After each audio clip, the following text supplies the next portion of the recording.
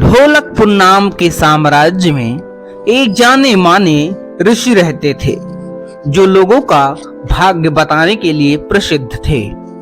उस राज्य का हर व्यक्ति उन प्रसिद्ध ऋषि व उनके कौशल के बारे में जानते थे। एक दिन उस ऋषि के बारे में वहां के राजा को भी पता चला। राजा के मन में भी भविष्य को जानने की इच्छा हुई।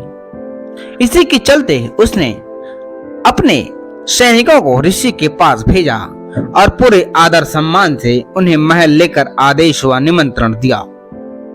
राजा की आज्ञा के अनुसार सैनिक ऋषि के पास गए और ऋषि को राजा का आमंत्रण सुनाते हुए उनसे महल चलने के लिए तैयार हो गए। जब ऋषि महल पहुंचे तो राजा ने बड़े उत्साह से उनका स्वागत सत्कार किया और उन्हें अपने दरबार में सम्मान के साथ बैठाया। जब ऋषि ने थोड़ा आराम कर लिया तो राजा ने ऋषि के सामने अपने मन की इच्छा रखी और उनसे अपने भविष्य के बारे में पूछा। ऋषि ने राजा से उसकी जन्म कुंडली मंगाई और उसे ध्यान से देखने लगे। कुछ देर तक राजा की कुंडली देखने के बाद प्रसिद्ध ऋषि ने राजा को बताया कि भविष्य में उनका भाग्य आशीर्वाद भरा हुआ है और जीवन में सब कुछ अच्छा ही होगा। इस तरह ऋषि ने राजा के भाग्य के बारे में अच्छी अच्छी बातें बताई। राजा खुद से अच्छी भविष्यवाणी सुनकर बहुत प्रसन्न हुआ।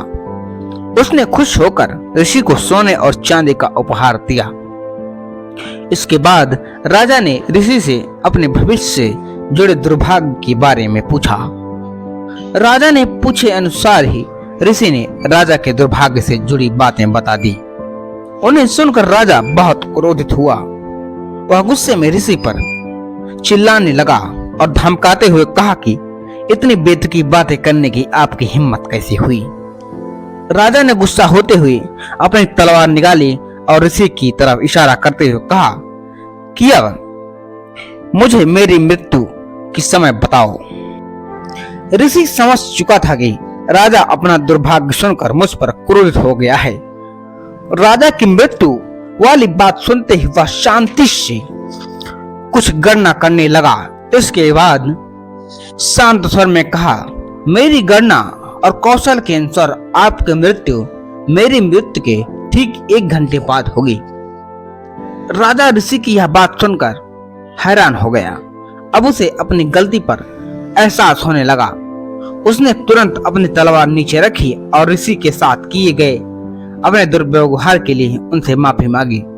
बाद में राजा ने ऋषि को ढेर सारा धन दिया और उन्हें वापस कुटिया में भी आदर व सम्मान के साथ भेज दिया।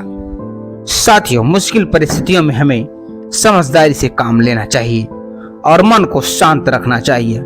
यह हुनर हमें हर परेशानी से बाहर निकाल सकता है। साथियों, कहानी कैसी लगी कमेंट कर जरूर बताएं। धन्यवाद।